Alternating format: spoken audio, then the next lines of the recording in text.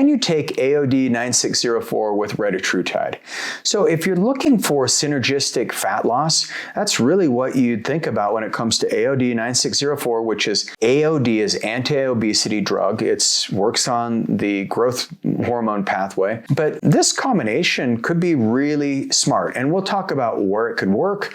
We'll also talk about where it may not work and why these are two completely different mechanisms. And so before you go jump on AOD-9604 and Retatrutide, just make sure that you're using a prescribing physician, somebody who's trained in peptides, somebody who can use a 503A compounding pharmacy. Retatrutide is not FDA approved yet, but it does look like sometime next year, Eli Lilly may bring it to market.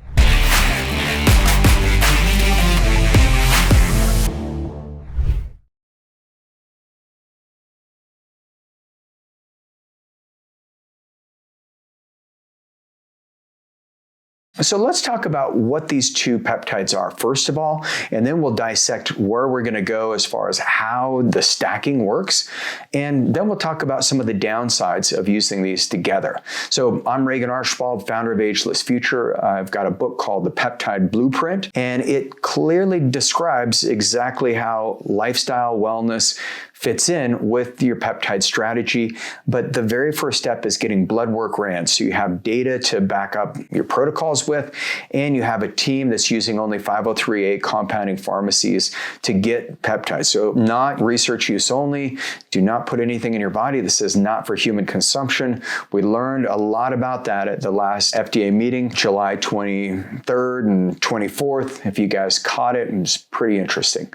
Okay, so Retatrutide, it's a triple agonist. It's one molecule that activating GLP-1. So it's a GLP-1 receptor agonist. It's a GIP and glucagon receptors. So this is 39 amino acid chains. It's just below that 40, that target for a biologic agent, but apparently Eli Lilly is trying to submit this as a biologic for approval, which will protect their patent because this is a massive medical breakthrough. I mean, I've never seen anything quite like this one because what happens is you have appetite suppression from the GLP-1, but a much smaller appetite suppressing impact than something like tirzepatide or semaglutide will have. You get insulin regulation because the GIP has got about 8 times more GIP than tirzepatide does. So very strong pulse in creating insulin regulation. And then it helps with energy expenditure. So you're actually increasing your body's energy expenditure even when you're sedentary. And so that's really important because you're turning on, with glucagon, you're turning on these mitochondria in your liver, and that turns on the metabolic engine. You feel great. And so what they found is about 24% of weight loss at 48 weeks in the phase 2 obesity trial. It got even better when they looked at the Triumph 4 study, where in the Triumph 4 study, they found that participants lost over 70 pounds on average at the highest dose, which was 12 milligrams weekly. But these participants also had 76% of them had a reduction in their osteoarthritic knee pain. Their blood sugar was more stable. They also found that this helped with fatty liver disease and sleep apnea. There's a whole host. There's like 10 different conditions that Retatrutide seems to be very effective at. Now, what is AOD and what happens when you stack these two together? Well, AOD is a fragment of human growth hormone. It lands on the C-terminal 177 to 191 fragment, and that stimulates lipolysis. So lipolysis is when you start breaking down the stored fats into free fatty acids without raising IGF-1.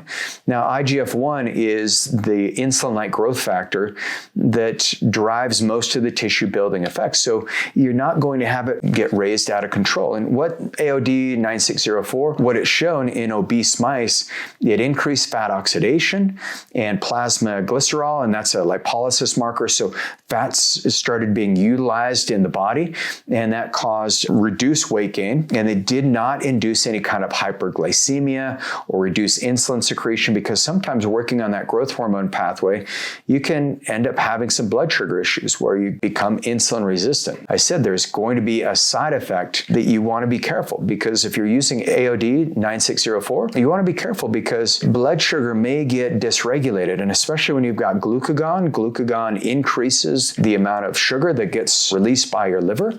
And so if you do tend to run more high blood sugar, I don't know that AOD-9604 would be the right path for you. But once again, this is not medical advice. This is just me sharing insights and research. If you really want to go deeper and say, yes, I want to find out if I can stack these together, the best place to go is agelessfuture.com. Meet with one of my medical providers.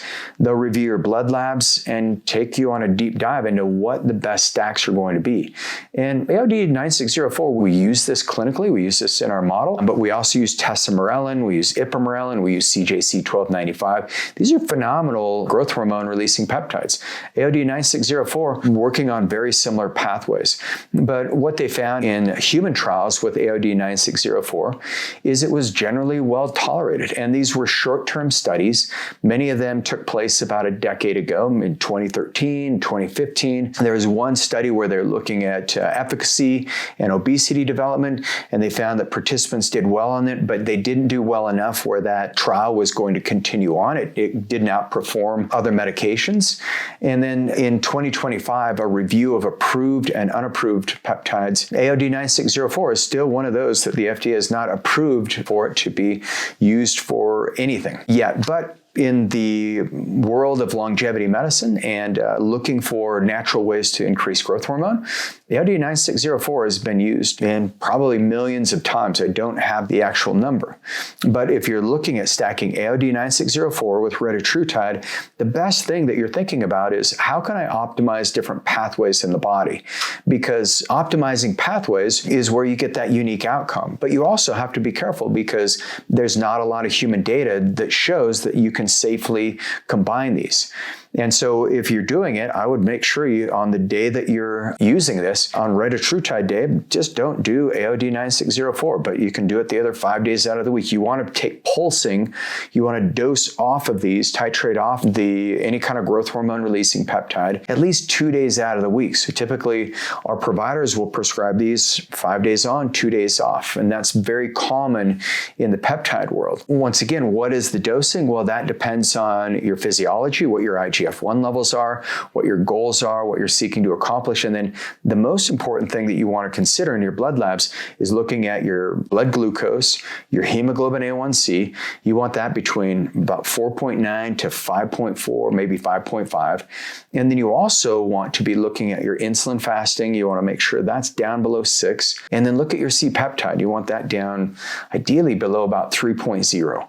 These are really important because if blood sugar is dysregulated and you're taking Retatrutide and you've just started it and you don't know what it's going to do to your blood sugar, well, and then you add an AOD-9604, you may end up having more blood sugar issues. And then blood sugar issues is one of the reasons why we gain weight, especially that stubborn belly fat.